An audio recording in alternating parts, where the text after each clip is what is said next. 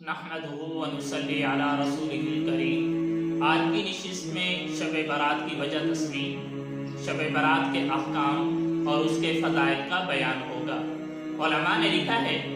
کہ ماہ شعبان یہ رمضان المبارک کا مقدمہ ہے، جبکہ ماہ شوال یہ ماہ رمضان المبارک کا تتمہ ہے۔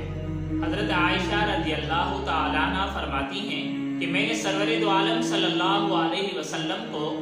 ماہ رمضان المبارک کے علاوہ پورے مہینے کسی مہینے کے اندر روزہ رکھتے ہوئے نہیں دیکھا، اور فرماتی ہیں کہ میں نے حضور صلی اللہ علیہ وسلم کو شعبان کے علاوہ کسی دوسرے مہینے میں زیادہ روزے رکھتے ہوئے نہیں دیکھا۔ اور ایک اور روایت کے اندر ہے کہ سرور دو عالم صلی اللہ علیہ وسلم چند ایام کے علاوہ پورے ماہ شعبان میں روزہ رکھا کرتے تھے۔ اس ماہ شعبان کے اندر نصف شعبان یعنی شب برات کی رات کہلاتی ہے۔ شب کے معنی رات کے آتے ہیں اور برات کے معنی خلاصی کے آتے ہیں، کیونکہ یہ وہ رات ہے کہ جس رات کے اندر اللہ تبارک و تعالی اپنی تمام مخلوق کو، اور دوسری روایت کے مطابق قبیلہ بنی کلب کے بکریوں کے بالوں کے برابر لوگوں کو اللہ تبارک و تعالی جہنم سے خلاصی نصیب فرماتے ہیں، اس لیے اس کو شب برات کی رات یعنی خلاصی کی رات کہا جاتا ہے۔ بیہقی کی روایت ہے، حضرت معاذ بن جبل رضی اللہ تعالیٰ عنہ فرماتے ہیں کہ رسول خدا صلی اللہ علیہ وسلم نے فرمایا کہ 15 شعبان کی رات اللہ تبارک و تعالی اپنی مخلوق کی طرف متوجہ ہوتے ہیں اور اپنی پوری مخلوق کو بخش دیتے ہیں سوائے مشرک اور کینہ رکھنے والے شخص کے۔ اور ترغیب و ترہیب کی ایک روایت میں آیا ہے کہ اللہ تعالیٰ پوری مخلوق کی بخشش فرما دیتے ہیں سوائے 4 شخصوں کے، قطر عامی کرنے والے،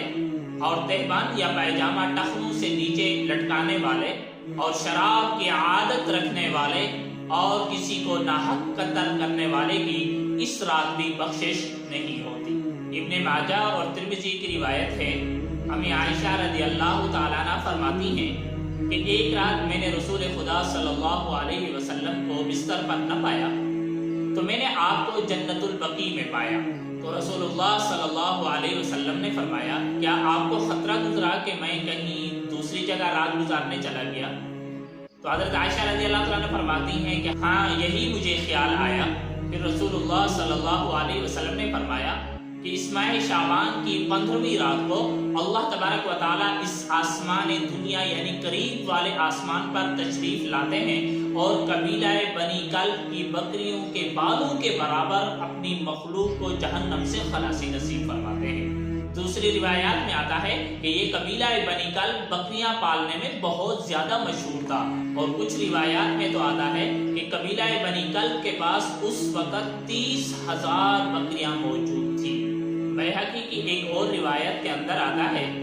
حضرت عائشہ رضی اللہ تعالیٰ عنہ فرماتی ہیں کہ رسول خدا صلی اللہ علیہ وسلم نے مجھ سے فرمایا تجھے معلوم ہے کہ ماہ شعبان کی 15ویں رات میں کیا ہوتا ہے؟ تو میں نے کہا یا رسول اللہ ارشاد فرمائیے۔ تو رسول خدا صلی اللہ علیہ وسلم نے فرمایا کہ اس رات کے اندر جس بچے نے آئندہ سال پیدا ہونا ہوتا ہے اس کا نام لکھا جاتا ہے، اور ہر اس شخص کا نام لکھا جاتا ہے جو آئندہ سال مرنے والا ہوتا ہے، اور اس رات اعمال اوپر اٹھائے جاتے ہیں، اور اسی رات لوگوں کے رزق نازل ہوتے ہیں،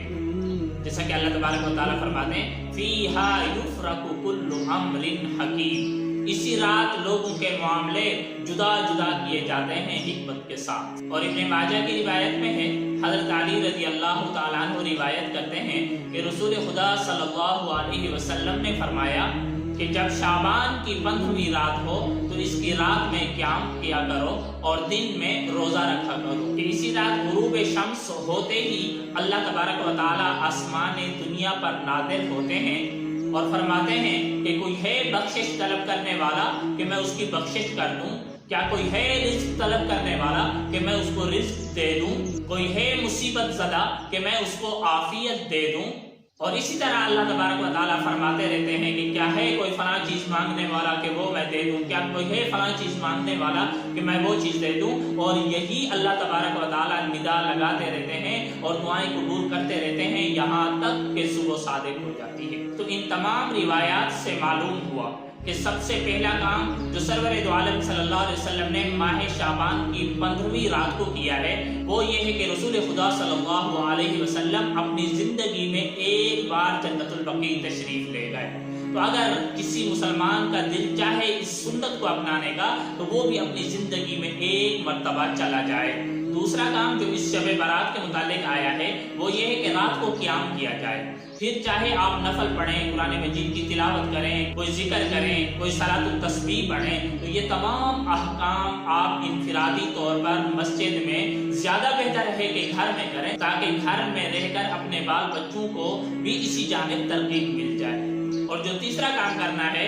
وہ یہ کہ شب برات کی صبح کو روزہ رکھنا ہے، اور یہ فقط مستحب ہے۔ قرآن و سنت کے اندر اس رات کی بس اتنی فضیلت اور اتنے احکام نازل ہوئے ہیں۔ اس کے علاوہ جتنے کام بھی ہیں، چاہے وہ دیگیں پکائی جا رہی ہوں، حلوے پکائے جا رہے ہوں، قبرستان میں بتیاں جلائی جا رہی ہوں، مسجدوں اور گھروں کے اوپر لائٹیں لگائی جا رہی ہوں، اس کا قرآن و حدیث میں کہیں بھی تذکرہ نہیں آیا ہے۔ یاد رکھیے میرے بھائی، ہم عبادت کیوں کر رہے ہیں؟ اللہ کے حکم کو بجا لانے کے لیے، پیارے نبی کریم صلی اللہ علیہ وسلم کی سنت کو اپنانے کے لیے اور اللہ کو راضی کرنے کے لیے کر رہے ہیں۔ اب اگر ہم ایسا کام کریں جس کا اللہ نے حکم نہیں دیا، پیارے نبی کریم صلی اللہ علیہ وسلم نے کر کے نہیں دیا اور صحابہ نے وہ نمونہ پیش نہیں کیا، اگر اس کے علاوہ ہٹ کر ہم کسی دوسری جانب جاتے ہیں تو سمجھ لو کہ وہ ساری بدعات اور خرافات ہیں جس سے اللہ تبارک و تعالیٰ خوش تو نہیں بلکہ ناراض ہوتے ہیں۔ اللہ تبارک و تعالیٰ صحیح منہج پر ہمیں چلنے کی اور پیارے نبی کریم صلی اللہ علیہ وسلم کی سنتوں پر اپنی زندگی گزارنے کی توفیق نصیب فرمائے۔ آمین ثم آمین۔ تبارك الذي نزل الفرقان على عبده ليكون للعالمين نذيرا